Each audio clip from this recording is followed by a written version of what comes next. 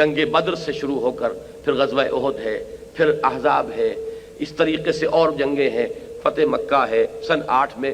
6 برس کا یہ 6th phase and final phase of the revolution of محمد صلی اللہ علیہ وسلم، ان مراحل سے گزر کر جاء الحق وزهق الباطل ان الباطل کان زہوقا، جزیرہ نماء عرب پر اللہ کا دین غالب ہو گیا۔ اچھی طرح سمجھ لیجئے یہ ہے اسوہ محمدی صلی اللہ علیہ وسلم۔ یقیناً مسواک کرنا یہ بھی سنت ہے رسول کی۔ جو شخص مسواک کرتا ہے بجائے برش کے، یہ سمجھتے ہوئے کہ حضور کی سنت یہ ہے، یقیناً اسے اجر و ثواب ملے گا۔ جو شخص مسجد سے نکلتے ہوئے بایاں پاؤں پہلے آگے رکھے اور مسجد میں داخل ہوتے ہوئے دایاں پاؤں پہلے داخل کرے، یقیناً سنت رسول سمجھتے ہوئے اسے بھی بہت اجر و ثواب ملے گا۔ جو شخص داڑھی رکھتا ہے سنت رسول سمجھ کر، یقیناً بہت بڑے اجر و ثواب کا مستحق ہے۔ لیکن جان لیجئے اسوہ کہتے ہیں نمونے کو، نمونہ کامل نمونے کو کہتے ہیں۔ پوری شخصیت، پورا وجود، پورا کارنامہ حیات، حضور صلی اللہ علیہ وسلم کی توانائیاں کس کام میں لگیں؟ آپ کے شب و روز کس فکر میں گزرتے تھے؟ آپ کی جد و جہد کس رخ پر تھی؟ آپ کس کام کے لیے یہ دن رات جو محنت کر رہے تھے کس مقصد کے لیے تھا؟ یہ ہے اصل شے کہ بحیثیت کل جب آپ رکھیں گے سیرت محمدی کو، اگر آپ صلی اللہ علیہ وسلم کوئی ایک گوشہ لیں گے، کوئی ایک پہلو لیں گے، وہ بھی مبارک ہے، لیکن یہ ہے کہ بحیثیت کل، ان ٹوٹیلٹی، حضور صلی اللہ علیہ وسلم کا اسوہ کیا ہے؟ دین کی اقامت کی جد و جہد، اس میں ہر ممکن محنت، مشقت، ایثار، قربانی، جہاں تک کہ وہ الفاظ بھی مجھے یاد آئے، سن 10 نبوی، ہجری نہیں نبوی، ابو طالب کے پاس آخری سفارت آئی ہے قریش کی۔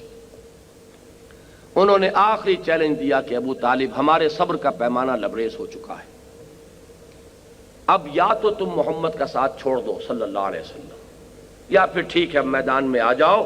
اگر بنی ہاشم اپنے سپوت محمد صلی اللہ علیہ وسلم کا ساتھ چھوڑنے کو تیار نہیں ہے تو میدان میں آئے، ہم سے مقابلہ کریں۔ ابو طالب نے ابھی تک بڑی ہمت کے ساتھ ساتھ دیا تھا حضور کا، اس میں کوئی شک نہیں، لیکن اس وقت پائے ثبات میں لغزش آ گئی، ہمت جواب دے گئی، حضور کو طلب کیا۔ یہ الفاظ آتے ہیں سیرت کی کتابوں میں، بھتیجے مجھ پر اتنا بوجھ نہ ڈالو کہ جسے میں برداشت نہ کر سکوں۔ پہلی مرتبہ، 2 ہی مرتبہ حضور کے آنکھوں میں آنسو آنے کا ذکر میرے ذہن میں ہے اس وقت۔ ایک بالکل آخری دور ہے حیات دنیاوی کا، حضرت ابراہیم کے انتقال پر حضور کی آنکھوں میں آنسو آئے، یہ ریکارڈ پر ہے۔ ایک یہ پہلا مرحلہ ہے سن 10 نبوی کا، جب ابو طالب نے کہا بھتیجے مجھ پر اتنا بوجھ مت ڈالو جسے میں برداشت نہ کر سکوں، تو آنکھوں میں آنسو آئے، اور آپ نے فرمایا کہ چچا جان اب تو یا تو یہ کام پورا ہو کر رہے گا یا میں اپنے آپ کو اسی میں ہلاک کر لوں۔ یہ عزیمت، یہ ہمت، یہ استقامت، اور مراحل آئے، ایک سے ایک سخت مرحلہ ہے۔ اب آپ سوچئے کہ ہم ان کو تو بائی پاس کر رہے ہوں، ہماری زندگی میں یہ مقصد ہی نہ ہو، ہمارے پیش نظر اپنی زندگی میں اس جد و جہد کا کوئی مقام ہی نہیں ہے، لیکن ہم ان چھوٹی چھوٹی سنتوں پر عمل کر کے اپنے آپ کو مستحق سمجھ بیٹھے ہوں 100 شہیدوں کے ثواب کا، تو اس سے بڑی کوئی سیلف ڈسیپشن، اس سے بڑا خود فریبی کا کوئی معاملہ اور نہیں۔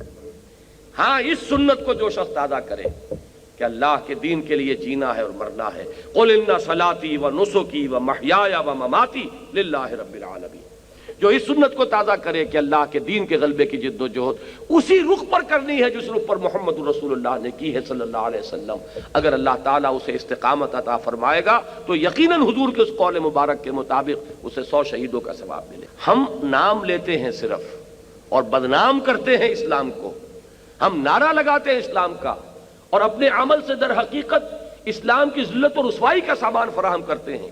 کاش کہ وہ جذبہ ابھر آئے کہ پہلے ہمیں اپنی انفرادی زندگیوں میں اسلام کو نافذ کرنا ہے، صرف قول سے اسلام کی دعوت نہیں دینی، اپنے عمل سے اسلام کی دعوت دینی ہے، اور پھر مل جل کر ایک طاقت بننا ہے، قوت بننا ہے۔ ید اللہ علی الجماعہ، اللہ کی تائید و نصرت جماعت کے ساتھ ہوتی ہے۔